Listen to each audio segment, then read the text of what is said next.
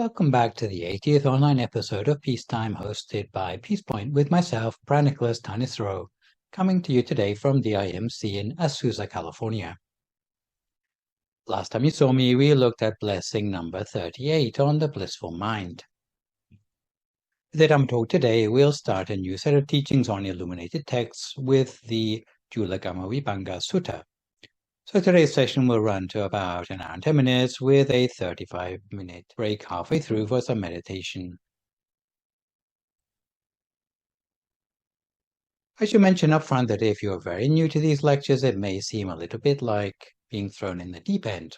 It might remind you of Bible studies from your scripture union days, but of course it is the Buddhist scriptures we're looking at. Of course, it has an historical element to it too, because the Buddhist scriptures go back to about 2,500 years ago. And the possibilities are almost endless because the Buddhist scriptures are much longer than the Bible. The Bible is about 1,500 pages long, but even the primary sources of the Buddhist scriptures are about 15 times that page count, or twice that again if you include the commentaries. The Buddhist scriptures are not so much a book as a bookcase full of books. Consequently, although I've been a monk for 27 years, I'm still working my way through all the scriptures. Luckily, in the digital age, the majority of the scriptures have become conveniently and freely available on the internet via portals such as Access to Insight or BuddhaNet. Anyone's attempts to study are facilitated by supplementary scriptural sources, many of which are available in translation, such as commentaries and reference works. For any of you who have had the chance to actually open up these Buddhist scriptures and read them in translation, despite being easy to access, you may find that they are not particularly readable. Firstly, the scriptures are not generally arranged by subject headings. Mostly they're organized by length. So all the long scriptures are put together in the Digha Nikaya. All the medium-length scriptures are put together in the Majjhima Nikaya. In the Samyutta Nikaya, they are grouped together under similar headings. But in a word, it will be hard for you to find particular subjects you might be looking for. Secondly, the scriptures are often quite repetitive, and this is said to be an aid memoir for this task of memorizing the scriptures in the olden days. Thirdly, the sort of English into which they are translated is often very archaic, although more recent editions have been updated somewhat in their editorial style. Fourthly, sometimes I'm sad to say the translations are not very accurate, so to compare different translations can sometimes be necessary. The problem with the Pali language in which the scriptures were originally written is that sometimes one word can have many meanings. So if you translate it to only one of these meanings, then it means that all the other meanings get sidelined. So sometimes the ideal thing would be to learn Pali language, and then you could know all the variety of meanings in a particular case. But given that you might not have time to learn a whole new language in order to read the scriptures, you have to treat translations with relative caution. For example, asking yourself whether if a particular scripture has been translated literally or contextually, it might have a different shade of meaning. Nonetheless, don't be put off by scriptures by the fact they're not easy to understand. If you persevere, then you'll build up a familiarity for the way they're written, and then you can start to pick out the main points for yourself. Nonetheless, without the experience of a teacher who practices, interprets, and sets an example of what is mentioned in the scriptures, it is always impossible to translate theory into practice. This set of lectures, which I've built as illuminated texts, are intended to throw some illumination on the textual materials in Buddhism. I've put together 10 different suttas or dialogues which the Buddha had with various people during the course of his 45 years of teaching, which are either key teachings or which give a representative idea of what the scriptures are like, in the hope that you will be tempted to read more on your own. Also, the teachings which my teacher in Thailand, the Venerable Tachu, has gone into in more detail in his exegesis, although his explanations were limited to Thai. While I'm at it, I may also mention that just as Bible studies relies on certain standards of referencing chapter and verse, there are certain academic standards which are generally followed when studying the Buddhist scriptures. A good listing for abbreviations connected with the primary sources of early Buddhism is found in the Pali Text Society's Pali English Dictionary. The main scriptural language I will refer to is Pali, and some idea of this language and its literature is available from a Wikipedia entry on Pali, which in this particular case is recognized by scholars as being an authoritative entry. For those unfamiliar with the use of diacritics in Pali, the Buddhist resource known as Access to Insight provides advice on coping with diacritics. Where possible, I've also tried to provide Pali equivalents for most of the technical terms to allow cross-referencing with other Buddhist texts. There's also a standard way of Romanizing Pali words to allow Western speakers to read them in their own alphabet. And though I'm not saying that the Buddhist scriptures contain all the answers and interpretation you need to practice Buddhism and meditation, in spite of all these difficulties, reading the primary sources for yourself, even in translation, is useful because it allows you to counteract the non-scholastic or polemic voices in Buddhism that tend to pontificate on feelings about what it is imagined that Buddhism says instead of aspects that have a recognized historical basis. An explanatory map of the Theravada Buddhist scriptures is shown on the slide, and there are three parts of the teachings of the Buddha. The first one is called the Vinaya because it means basically the legal aspects of Buddhism, often the rules and regulations which are followed by the monks, and this is usually laid down without a particular context, so that it applies to everyone who chooses to undertake those regulations. Next comes the Suttanta or Sutta Pitaka, which is composed of dialogues, so they are concerned with the context of the particular person hearing the discourse. What we understand about what Buddhism says on any issue is usually the result of generalizing from many discourses on the same topic, taught to a variety of people. The third part of the Tipitaka is called the Abhidhamma, and this is thought to have been put together sometime after the Buddha passed away. So it was compiled by his disciples to make it easier to index the teachings he gave. So it's usually very concise and not in a particular context. With this session and the ones that follow in the series, we will be particularly interested in the Suttanta or the collection of the suttas. And the word sutta in Pali or in Sanskrit sutra comes literally from the word thread, but more likely is taken from the root of the word well-spoken, which is linked with the Sanskrit word sukta. But generally speaking, we talk about the word sutta as meaning a discourse. To understand any sutta given by the Buddha, one thing which we cannot avoid doing is to try to understand something of the context in which he gave the discourse. Because mostly the Buddha was in conversation with a particular personal group in a particular set of circumstances. So it's important that we have some idea about what the needs of the person were and that person's background, so that we can ascertain why things were explained in a particular way, just in case the needs of that person aren't exactly the same as our own.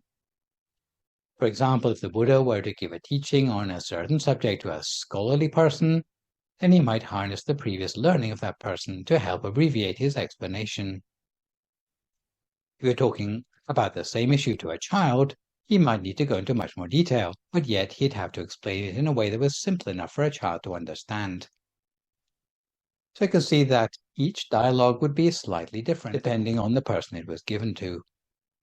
So the format of how we'll look at each of the suttas over the next few sessions is generally context in terms of the geography and the interlocutors, the main context of the text, the outcome of the teaching, and what we can learn from the teaching. So I'm going to start today with a discourse called the Cūḷakammavibhaṅga Sutta. I think it's a good place to start because it teaches about the logic of karma, which you'll already be familiar with from my previous lectures. Since you already know the theory behind what I'm trying to explain, today's session will be more about how we derive the theory from how they're actually written down in the scriptural format. It's like showing our working to show how we arrived at the logic of karma, which we normally explain without going into any scriptural source matter. Logic of karma in Buddhism basically means that if you want a particular thing to happen in your life, then you have to set up the conditions for it to happen, and you're able to do that through your own powers. So they're not mysterious things which happen because of destiny or fate, but rather things happen to you because of you yourself setting up the conditions by which they are caused. And this is a very important facet of Buddhism, especially if you're used to other religions or other sets of beliefs, where often the things which are attributed to divine will, which may move in mysterious ways, to quote Luke 24:16.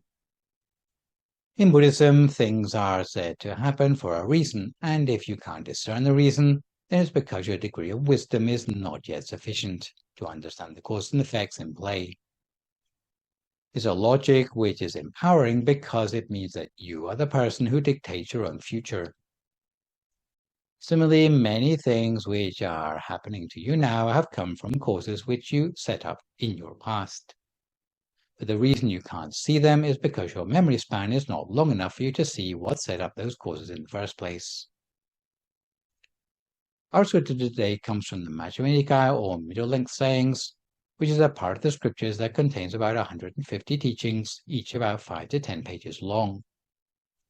I've chosen the Bhikkhu Bodhi, Bhikkhu Nyanamoli translation because the language is not too archaic. And this is what the first page would look like in the hardcover edition from Wisdom Publications, in which case you would start at page 1053. The sutta we are studying today is officially reference M3202 because it comes from Book 3, page 202 of the Pali Text Society Pali Language Edition, which is the most standardized way of citing chapter and verse in the English language. You'll see this reference at the top right of every page in the Wisdom Publications edition.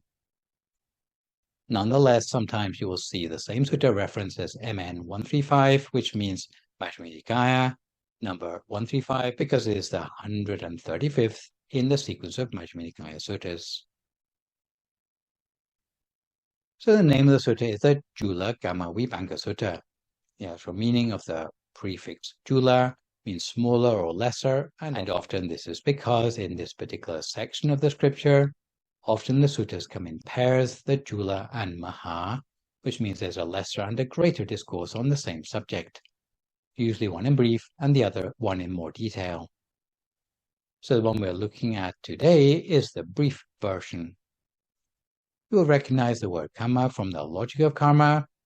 Karma in Sanskrit, and which now also appears in the English dictionary as a borrowed word, or kamma in Pali, actually comes from a very simple word root, which is to do or action.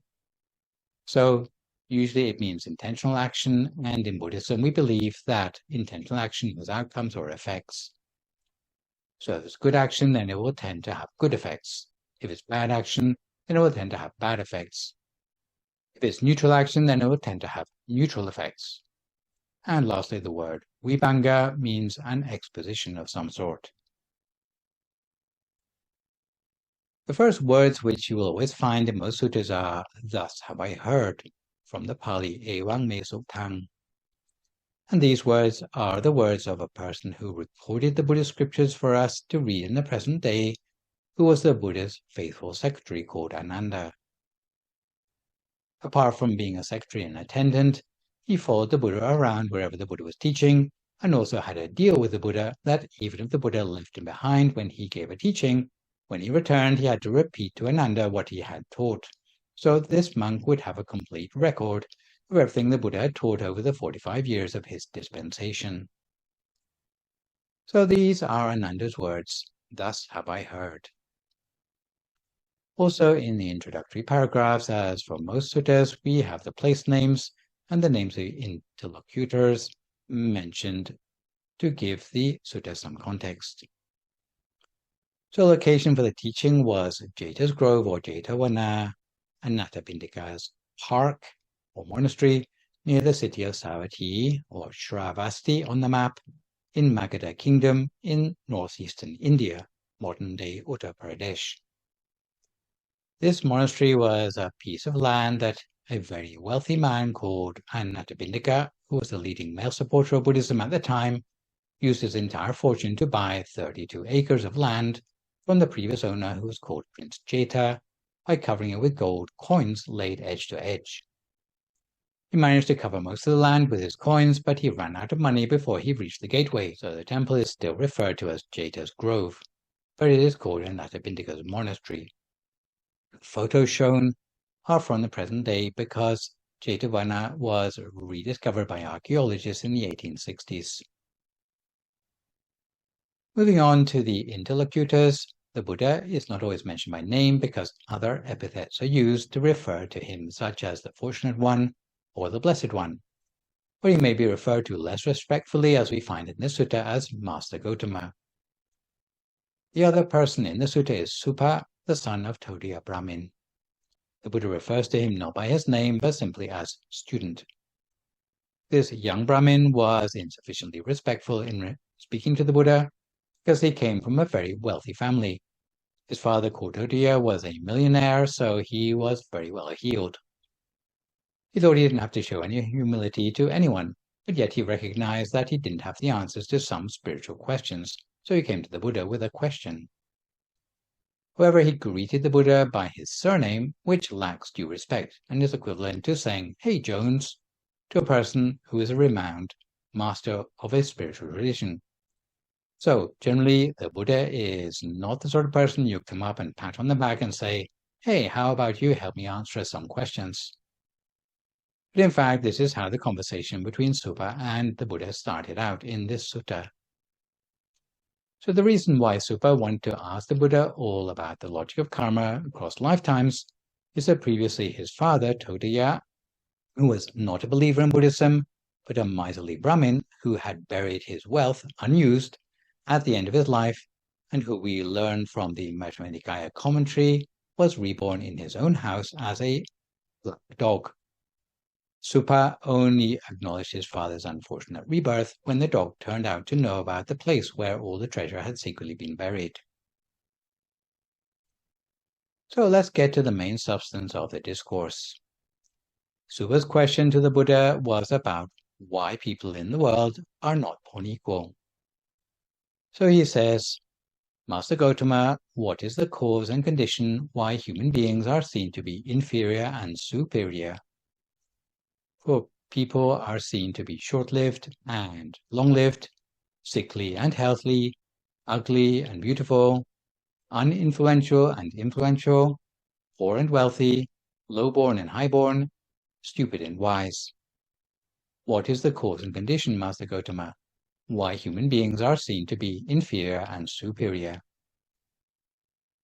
And the Buddha replied to a short question with a short answer. He said, "Student, beings are owners of their actions, heirs of their actions. They originate from their actions, are bound to their actions, have their actions as their refuge. It is action that distinguishes beings as inferior and superior." So this is the Buddha's idea of humbling Supa to make him see the value of the answer he is about to receive in more detail. And although the Buddha knows a more detailed answer, but he's going to make sure that Supa asks for more details, to force him to admit his lack of knowledge. What the Buddha basically said is that the reason for all these differences between the people you see in the world is because of their actions in the past, and he didn't give any more details. Supa then admits, "I do not understand in detail the meaning of Master Gotama's statement, which he spoke in brief without expounding the meaning in detail. It would be good if Master Gotama would teach me the Dhamma so I may understand in more detail the meaning of Master Gotama's statement." Only then does the Buddha say, "Then, student, listen and attend closely to what I shall say." And what actually comes out of the remainder of this sutta is a total of 6 pairs of different sorts of karma and their outcomes. Most people assume that everyone deserves 75 years worth of life, and if they die when they're young, when they're a child, then this is somehow unfair. But in Buddhism, we tend to look at things differently. We say that if a person dies when they are young, then there must be a reason for it. It's not just a random life expectancy. So looking at paragraph 5, this is talking about why beings have a short life. So I'll read from the scripture. "Here, student, some man or woman kills living beings and is murderous, bloody-handed, gives blows and violence, merciless to living beings. Because of performing and undertaking such action on the dissolution of the body after death, they reappear in a state of deprivation, in an unhappy destination, in perdition, even in hell. But if on the dissolution of the body after death, they do not reappear in the state of deprivation, in an unhappy destination, in perdition, in hell, but instead come back to the human state, then wherever they are reborn, they will be short-lived. This is the way, student, that leads to short life, namely, one kills living beings and is murderous, bloody-handed, given to blows and violence, merciless to living beings. So this is telling us about the outcomes of karma to do with curtailing the life of other living beings. So for example, if you kill animals, perhaps you're a farmer and you farm livestock and your job is involved with maybe slaughtering animals on a regular basis, then that would add to your toll of karma concerning the length of your own life. Because by your hand you cause the death of other living beings. Whether they're animals or whether they're human beings, then that karma comes back to you as the person who did it. Some people protest, saying, he was just doing his job. He didn't do those deeds with any particular malice. But the logic behind the working of karma is that if they had truly had compassion for those animals, then they wouldn't want to kill the animals in the first place. They should have realized that animals love their lives just as you love life, and you wouldn't want someone else coming along and killing you either. In the same way, those animals love their life too. So this tells us not only about karma coming to a person who did it, it also tells us about something of the flavor of the karma as well, that it does not only mean that a bad action gives rise to bad karma, but it also gives rise to the sort of karma which has a content very similar to the action which caused it in the first place. So if it's something to do with killing or to do with curtailing life, then it will come back to the doer in the same sort of flavor. So it will come back to you in terms of foreshortening of your own life or causing you to be killed before your time. So hopefully that makes sense. We move to paragraph 6, then we see the opposite case. Why are some people born and they have a long life? So this is what the Buddha says, but here, student, some man or woman, abandoning the killing of living beings, abstains from killing living beings. With rod and weapon laid aside, gentle and kindly, they abide, compassionate, to all living beings. Because of performing and undertaking such actions on the dissolution of the body after death, they reappear in a happy destination, even in the heaven world. But if on the dissolution of the body after death they do not reappear in a happy destination in the heavenly world, but instead come back to the human state, then wherever they are reborn, they will be long-lived. This is the way, student, that leads to a long life, namely abandoning the killing of living beings. One abstains from killing living beings with rod and weapon laid aside, gentle and kindly, one abides, compassionate to all living beings. So this is the opposite of what we learned in the previous paragraph, that a person who doesn't take life of living beings tends to be a sort of person who will not have their life taken before their time. Here we see that there's also the additional concept of being born in different places after death. I don't have much time to elaborate that subject today, but generally speaking, you're not born immediately as a human being when you die, but you go to some other realm. So it may be that you go to an unfortunate realm like the hell realms if your balance of karma in your human existence has more bad karma than good karma. If you have more good karma than bad karma in your life, then when you pass away from the human realm, you tend to go to one of the heaven realms instead. There are some cases where people come back immediately as a human being, or they may come back to the human realm after spending some time in a hell realm or even in a heaven realm, in which case they'll be the sort of human who does have that long life or short life, depending. We come to the next pair in paragraph 7, and this is not to do with killing, but it's to do with harming or abusing animals. So let's say you use a buffalo in your farm for plowing.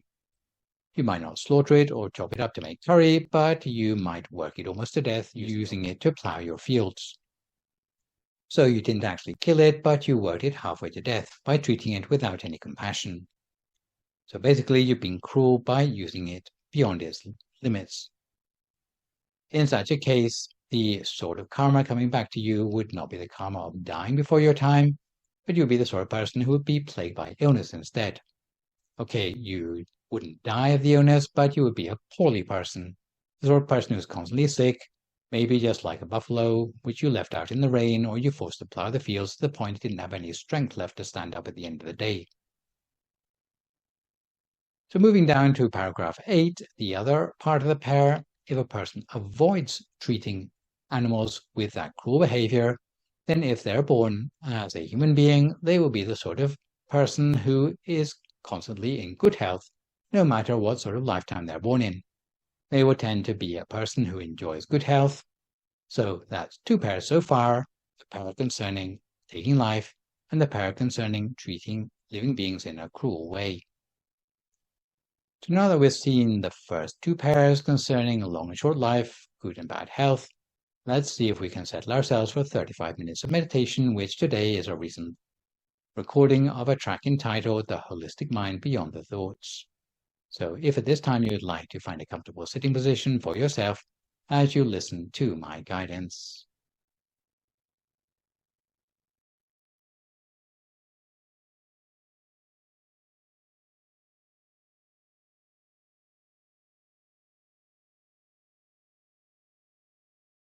If you'd like to start by making yourself comfortable for some meditation and closing your eyes very gently, adjust your posture so that your back is fairly straight, so that you're breathing easily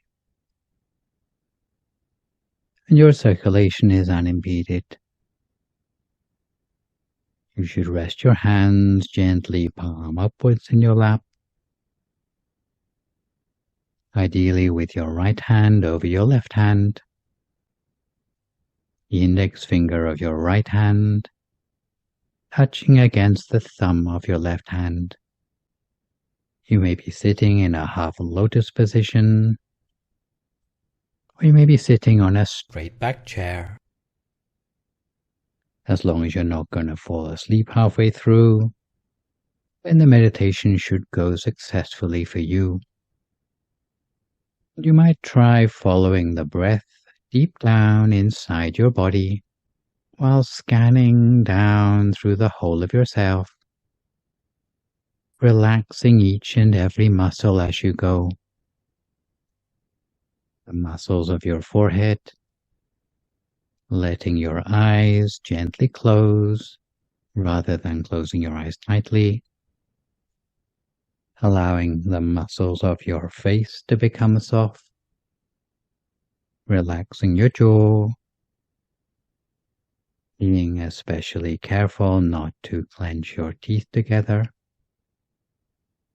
and then relaxing your neck and shoulders, letting your shoulders drop to their natural height, relaxing your arms, forearms, and then your hands and fingers,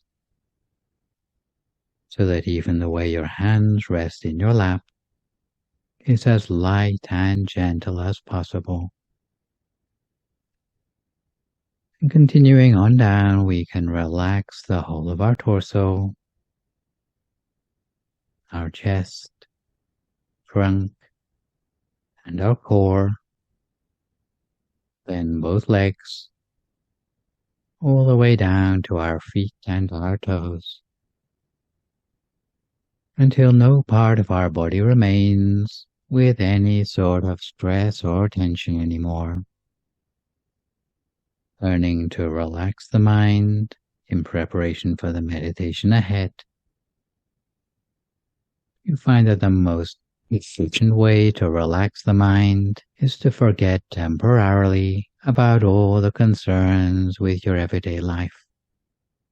So not letting our mind wander to thoughts of the past or of the future, but keeping our mind firmly in the present moment and on the task in hand of relaxing the mind, training and cultivating the mind in meditation,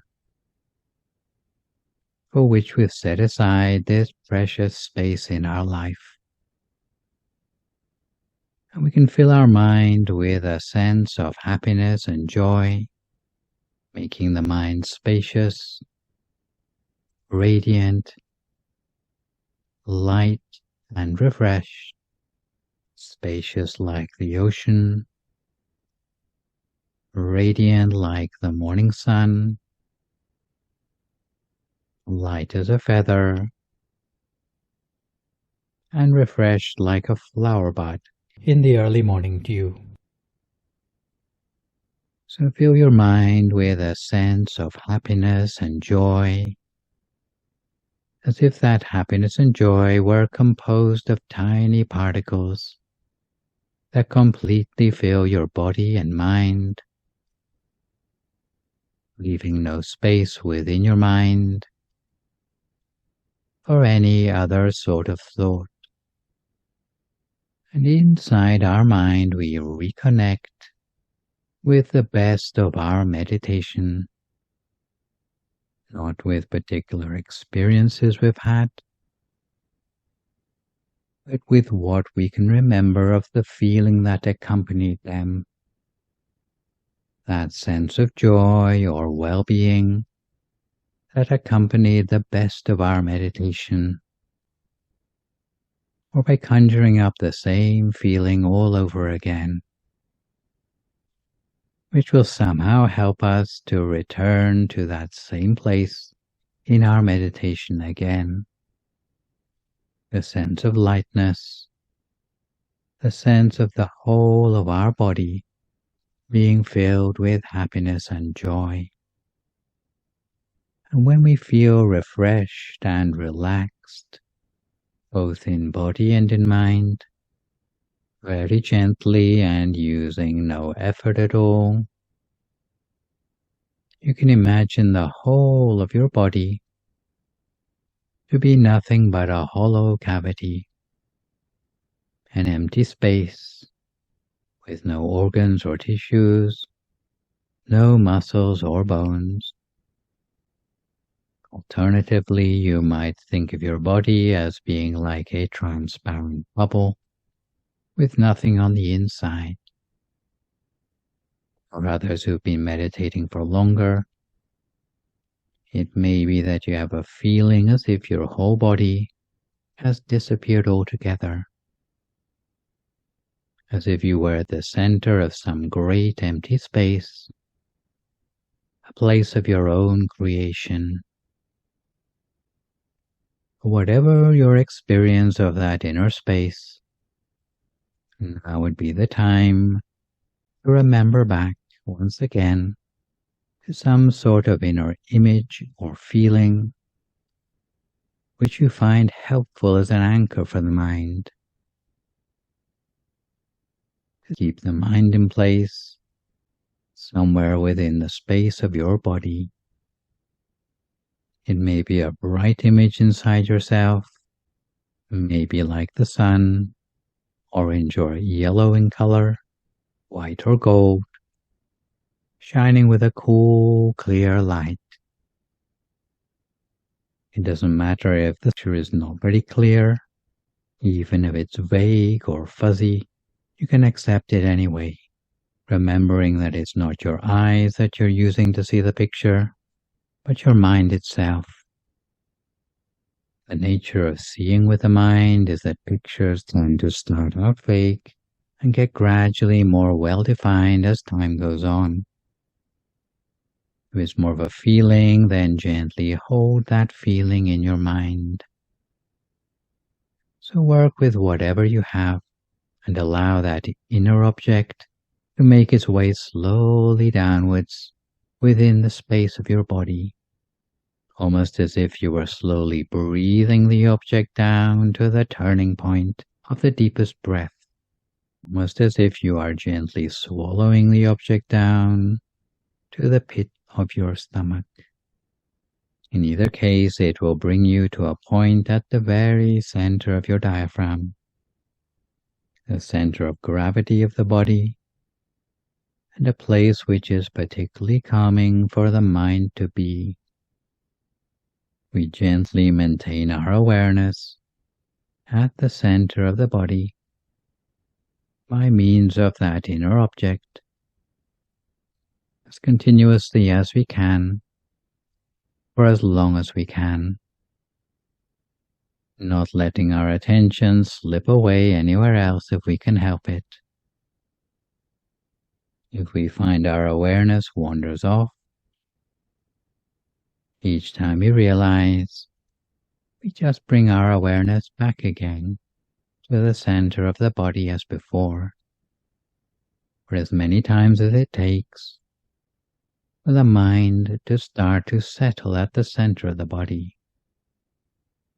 And if there are thoughts still arising in the mind that disturb our meditation, it may be that we can just do our best to ignore them. But if this doesn't cut it for us, we can make use of that traditional mantra, hearing the words Samma Arahang, Samma Arahang, Samma Arahang, with the sound of the mantra coming up from the center of our body, the same place that we perceive our inner object, with the sound of the mantra soft, tender, and soothing to the mind, until there are only two things remaining in our mind: the sound of the mantra Samma Arahang, and the inner object acting as an anchor for our attention. So we repeat the mantra for as long as we need to, and eventually the mantra will fade away of its own accord. If you start to feel the mind is calm already and doesn't wander anymore, if the mantra disappears, then there's no need to start it up again.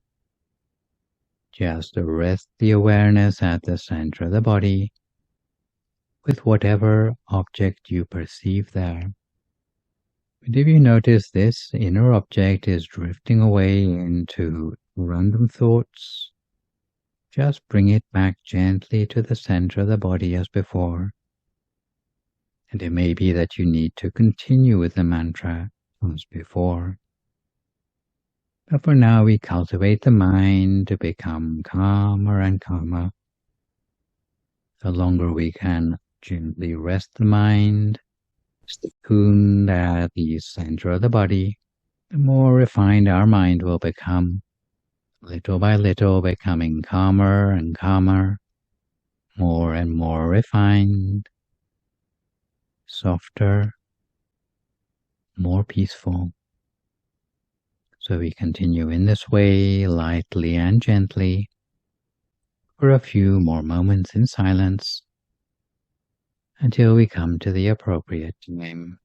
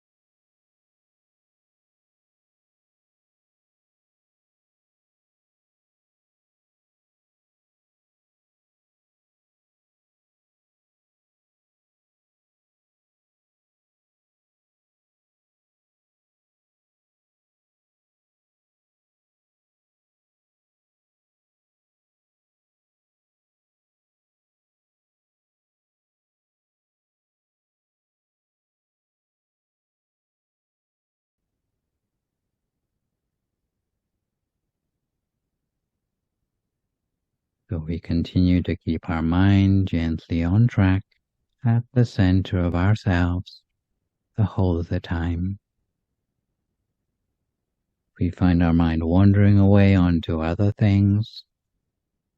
Each time we realize, we bring the mind back again to the inner object as before. If we find that the thoughts are persistent in the mind, we do our best to ignore them, or we may use the mantra as necessary. If you find that the same thoughts are always going around and around in your head, according to the advice of our main teacher in Thailand, the Venerable Dhamma, there are certain attitudes that we can cultivate in the long term to reduce the level of thoughts that occur during our meditation. The first of these is to try to see the world as it really is, not to be overly optimistic or pessimistic, to take in our strides the ups and downs of the world, gain and loss, promotion and demotion, praise and gossip, happiness and suffering, not allowing the unpredictability of the world to shake us from our resolve whenever they touch our lives. The second thing is to keep our mind immersed in a sense of joy whenever possible, both inside and outside the practice, shaking off any feelings of irritability, impatience, or moodiness, letting go of these rather than clinging to them. And automatically our mind will become more radiant in a way that will help our meditation when we sit down to close our eyes each time. Another thing is to try to appreciate the whole of the human race as fellow travelers on the journey through existence, who, just like us, have to go through many trials and tribulations, at the very least aging and sickness, no matter who they may be. And this will give us more of a sense of compassion for those around us, or a sense that we are surrounded by friends rather than strangers wherever we go. And even the minor irritations in our life will be the things that we can shake off more easily, which no longer stir up thoughts in the mind, allowing our mind to settle more quickly and avoiding the mental clutter that tends to cloud the mind. Also, if we're able to relativize the state of the world, seeing it as ultimately empty or transitory, then what the world throws at us will be a little easier to distance ourselves from, in a way that doesn't stir up so many thoughts in the mind. Training our mind in this way will maintain a sense of joyousness and will be better equipped to let go of the thoughts in a way that the mind can come closer to a standstill and to become easier for us to touch upon a sense of equanimity in our meditation each time we sit down to practice. So for now, we continue to keep our mind on track, gently focused at the center of ourselves, while maintaining a mind free of thoughts, for a few more moments in silence until we come to time for some loving kindness meditation.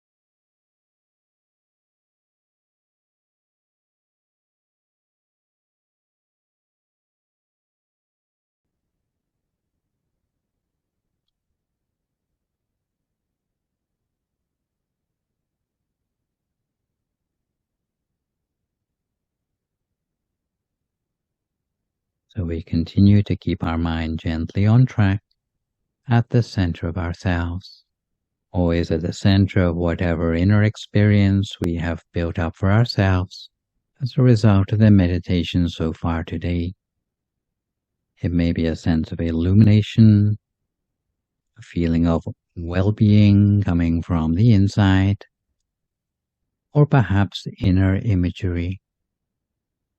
We place our mind gently at the center of that inner experience in a way that allows what we have at the center to melt away at the point of contact, spreading outwards, ever outwards, initially toward the whole of ourselves, and in ever widening circles around us into the world at large, with a sense of compassion for all living beings in the world.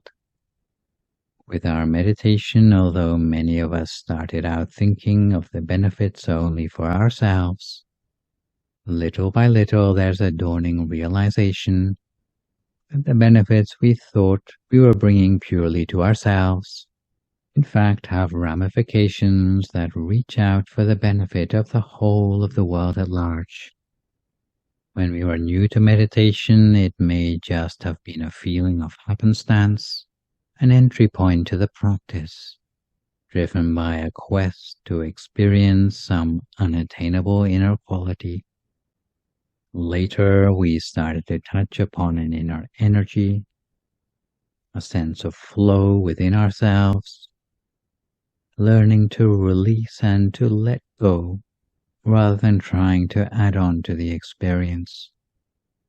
At some point we will have had the recognition of the sense that consciousness is something of the utmost simplicity, as if something inside has somehow clicked into place, with the realization that your choices and awareness were limited only by yourself and your perceptions of reality.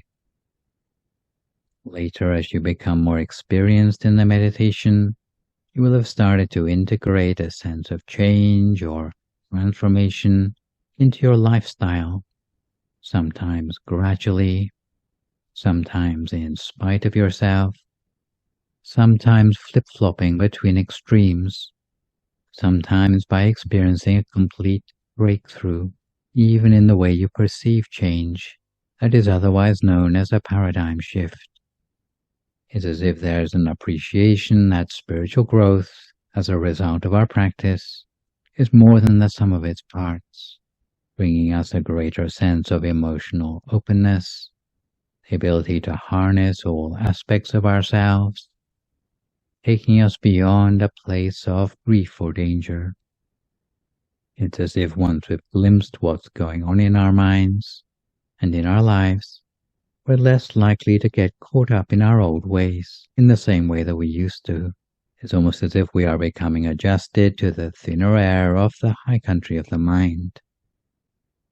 As our meditation progresses, later comes a sense of integration between our inner experience and other aspects of our lives, the sense that everything is connected as we become somehow less entrenched, more realistic in our attitudes to the world. It's almost like a freedom from wishful thinking or always wanting things to be otherwise, and the sense of holistic knowing that builds up as a result of our meditation, something which scientists might refer to as tacit knowing, will begin to grow and take root within ourselves as we become increasingly attuned to the inner signals as they seem to become stronger within us.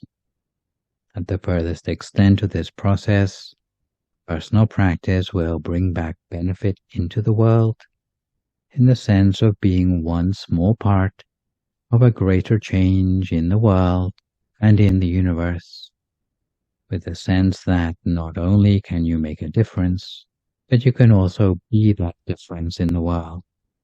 There's a sense of a family bond with those around us, not just those who are our blood family, but even those who did not grow up under the same roof. There's a feeling of community that leads to a sense of joy and adventure in life, a sense of being at the center of a change in the world, as if our one single spirit that is becoming clarified and purified through meditation is like a window that allows the light of peace energy to shine through into the world, allowing more and more of that bright goodness to enter into and heal this world. So although we started out in meditation, thinking only of the benefits to ourselves, but in the end the positivity coming from the meditation reaches out holistically for the benefit of the world at large, almost as if our new state of mind heralds a new state for the world, a sense of transformation that starts with us ourselves. So we continue to spread loving kindness in this way, just for the last few moments of our practice together, until we come to the appropriate time.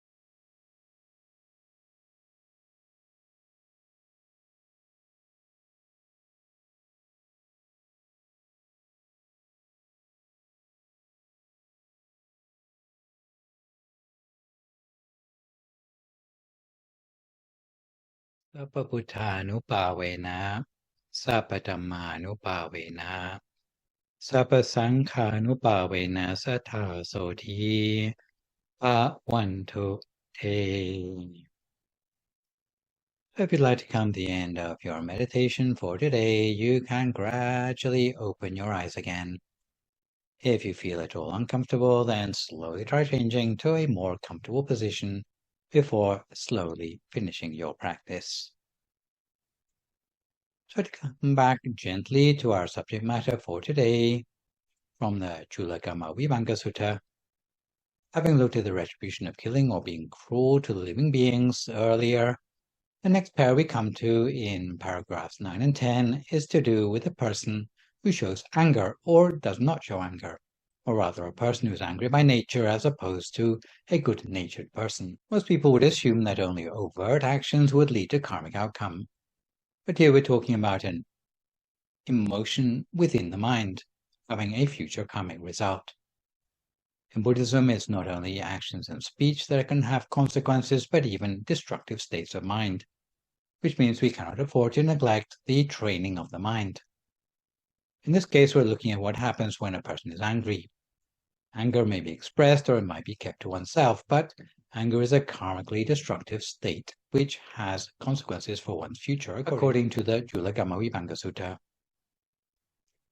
So what the Buddha says in paragraph 9 is, "Dear student, some man or woman is of an angry and irritable nature.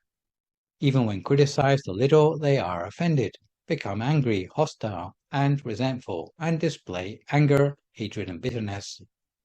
Because of performing and undertaking such action, they reappear in a state of deprivation. But if instead they come back to the human state, then wherever they are reborn, they will be ugly. This is the way, student, that leads to ugliness, namely one of an angry and irritable character, and who displays anger, hate, and bitterness." This is no surprise really, because if you think about what you looked like when you were angry before you died, then it's like with that angry grimace you had in your face the whole time. You didn't need to wait for the retribution to kick in. You already had an ugly face by your own choice since before you died. So, having practiced pulling an ugly face all your life, you will find that even after your death, your face stayed like that. with a face not dissimilar to one of those green giants you see guarding the entrances of traditional Thai temples. And now turning to paragraph 10, if you're the sort of person who is good-natured and doesn't get gripped by anger, then by the fact that you keep yourself in a good and forgiving state of mind, actually that will be good enough karma to cause you to arrive with a good complexion and good appearance in lifetimes to come. So far we've looked at long life versus short life, good health versus ill health, and good complexion versus bad complexion. So moving on to paragraphs 11 and 12, which explain why some people are born in a higher or lower station in society. A status where people show them respect or don't show them respect. To cut a long story short, it depends on their tendency towards jealousy. If you ask what jealousy means, basically jealousy means that you begrudge someone else getting something better than you. You would rather be a person getting that benefit instead of them. So you feel envy for what they've got. Again, it's nothing but a state of mind. It's a mixture of a little bit of hatred and a little bit of greed for what you didn't get.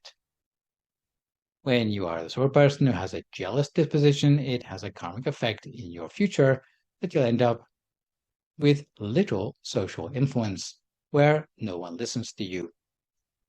In other words, try as you might to make yourself heard, the cards will be stacked against you, and you'll end up being the sort of person who gets ignored by everyone. Make sense? Whereas, if you're a person who is quick to congratulate other people, who get something better than you, saying, "Oh, I'm glad for you. You managed to graduate before me. You got the promotion instead of me." If you are magnanimous enough to be able to congratulate others, then that has the effect in the future that others will be influenced by you. You will have the making of a celebrity or a super influencer. So it's strange, the sort of person who is admired and congratulated in the present is the sort of person who treated others in the same way in the past. Equally, it means that if you want to get your verified status next lifetime, you better start by clicking like for your competitors this lifetime. Moving on again, this is paragraphs 13 and 14, we come to why some people are wealthy, but some people are poor. In a welfare society, an attempt is made to even out the economic disparity as much as possible. But for some people, it can seem like the cards are really stacked against them, while for others, financial convenience just seems to come naturally. Buddhism would implicate karmic baggage for the differences people seem to bring to the table. What we see in the Cūḷakammavibhaṅga Sutta, and here we're looking at paragraph 13, is that some people in their past, although given the opportunity to support monks, maybe recluses and mendicants, relying on alms, who may not necessarily be Buddhist, but they didn't take that opportunity, in other words, they were mean and stingy, then in the future they will be born as someone who would be poorer. However, the sort of person who takes the opportunity to give support to those monastics, recluses, and mendicants, then that will have the effect of making them wealthier in the future, all things being equal. The next pair at paragraphs 15 and 16 is to do again with destructive states of mind. So not something that is necessarily overt, but particularly relevant to this guy Supa, who looked down on the Buddha, and is to do with whether a person is stubborn or conceited or not. According to the Buddha, a person who is particularly arrogant, who doesn't accept advice from other people, they look down on everyone else, that state of mind, in fact, is quite a strong form of negative karma. Apart from blocking out any chance of learning things from other people in this lifetime, but in future lifetimes it will continue to impede the amount of respect others treat you with. Just as you showed no respect to other people in the past, and this is not to do with congratulating other people anymore, it's to do more with respecting a person, okay? What's the difference? Well, respect is to do with looking for the good in other people. If you look at the origin of the word respect, it's made up of two parts, re and spect. Spect means to look at something, re means to do it again. So the word respect means literally to look at something again. So in this case, the reason that you would want to look at other things or people again is to try and find out what you can learn from something good in that thing or person, rather than finding fault with that thing or person. If you lack this quality, then you tend to end up as a stubborn or conceited person. This is different from jealousy, which we're looking at just now, which is more to do with congratulating the good fortune experienced by other people, and the effect of the karma is different. Instead of ending up in a place in society where you have little influence over others, you'll end up in a low station in society where no one respects you, if you've been particularly arrogant in the past. So this form of karmic outcome explains why so-called social mobility is often more of an ideal than a reality, even in advanced societies of the present day. At the same time, upper-class, arrogant people better watch out, because the sutta teaches that pride goes before a fall.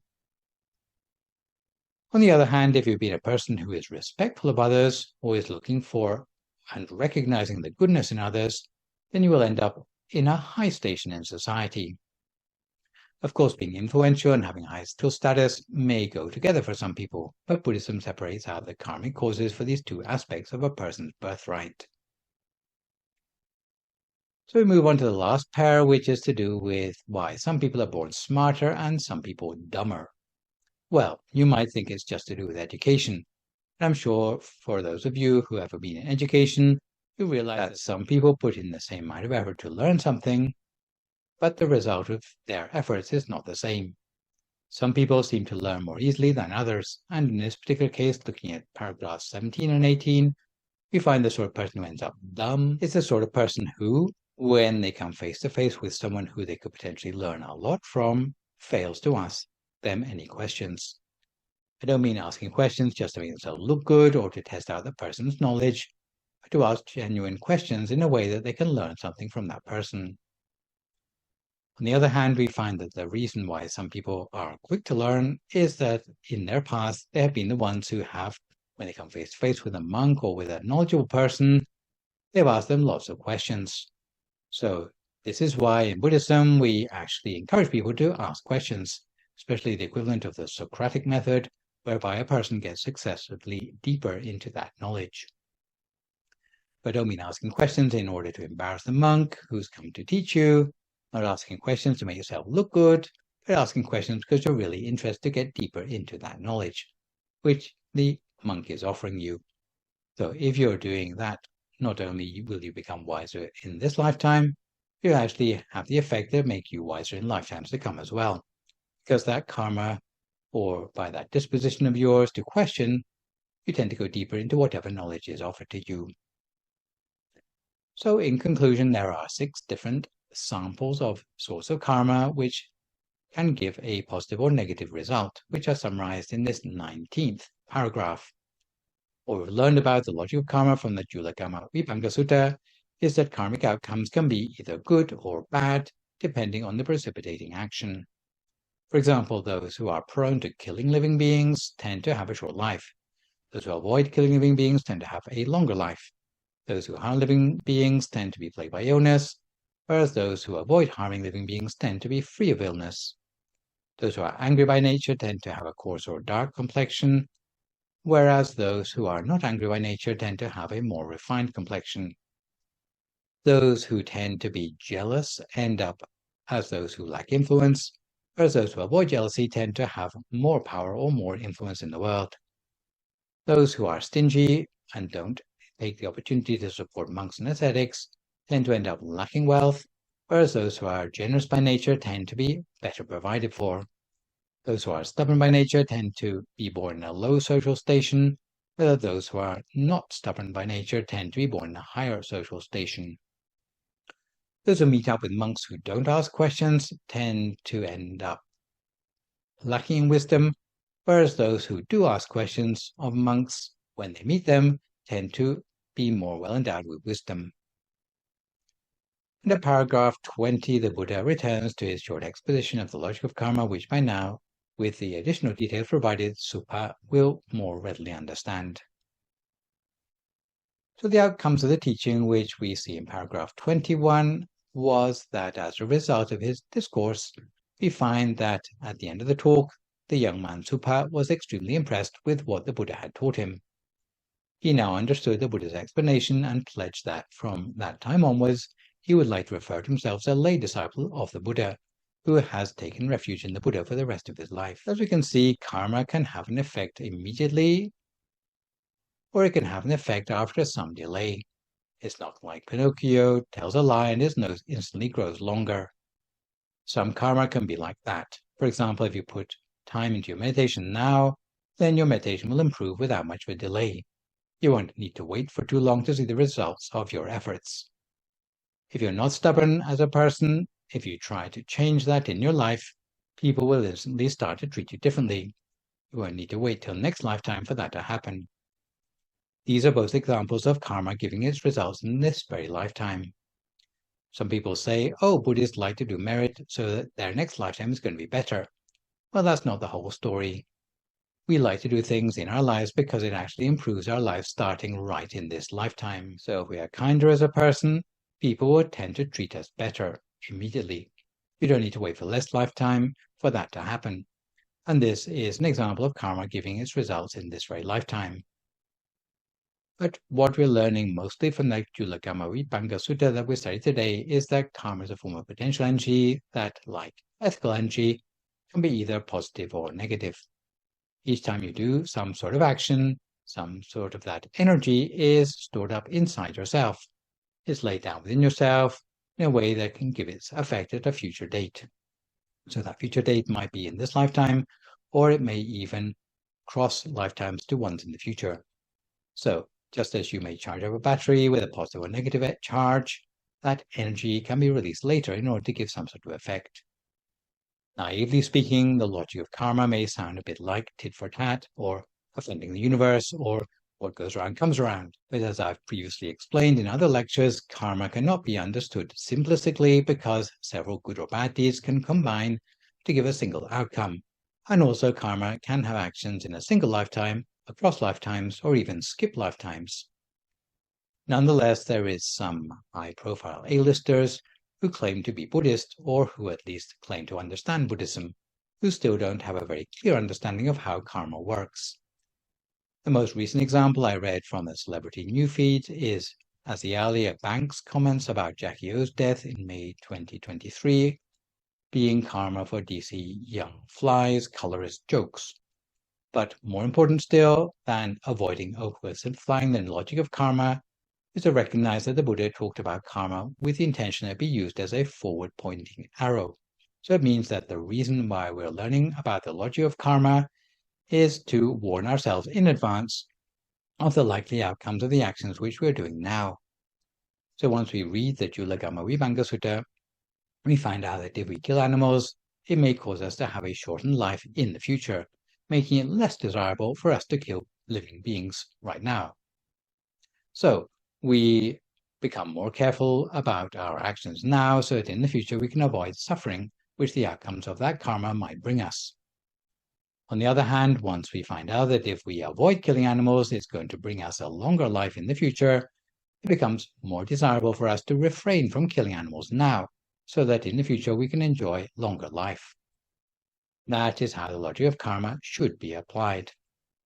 However, you take the logic of karma and use it as a reverse or backward pointing arrow, thinking this outcome is happening now, it must be because such and such happened in the past. That is not the correct way to apply the logic of karma. So we assume Jackie O died before her time because her husband made some colorist jokes in the past. That is not an accurate or a useful way of applying the logic of karma. The same goes for Glenn Hoddle using karma to justify disparaging comments about disabled people, or Sharon Stone coming up with comments about earthquakes in China being deserved for the country's treatment of Tibetans. Not only is it an misappropriation of Buddhist ideas, it also adds insult to the injuries people are already experiencing, like kicking them when they're down, by saying they deserve it. So it is a response that actually lacks the characteristic compassion which Buddhists ought to have. A second caution about the logic of karma, which I feel I must mention, is that a lot of people, otherwise well disposed towards Buddhism, take issue with this seemingly rigid logic of karma, which can sometimes appear to be a form of blaming the victim, which is particularly poignant for examples such as those suffering from depression, where merely the whiff of any sort of judgmental attitude can be particularly destructive. I'm therefore grateful to Peter Harvey, who has compiled a list of scriptural references for Buddhist teachings that indicate that karmic retribution is not the only factor that may lead to unpleasant circumstances coming unchosen into our lives. Buddhist scriptures explain that not everything that happens to a person is due to karma. It is said that unpleasant feelings or illnesses can arise from a variety of causes and may originate from bile, phlegm, or wind, from combination of bodily humors, from seasonal changes, from disruptive circumstances, because of one's own or others' exertions, and only lastly because of the fruition karma.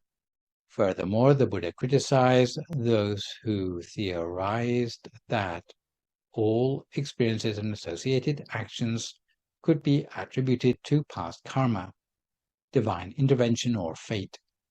So I think the main takeaway from the Cūḷakammavibhaṅga Sutta we've studied today is that although karma may be only one of the many potential causes of unbidden suffering in our life, it is the factor which we have some control over, and we should therefore exercise our power of choice.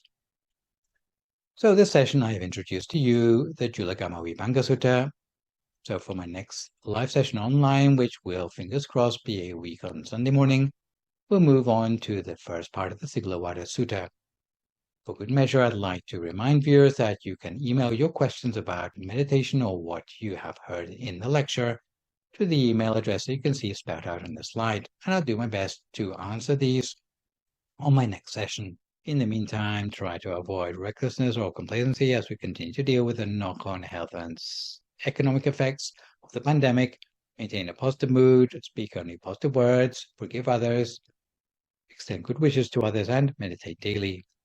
Hopefully, as a result of today's session, you will feel a little bit better informed about the specific effects of karmic actions across lifetimes, and more empowered to make beneficial choices when you can in actions that affect your future. So for today, this is me, Phra Nicholas Thanissaro, signing off for now. So long, folks, and stay safe.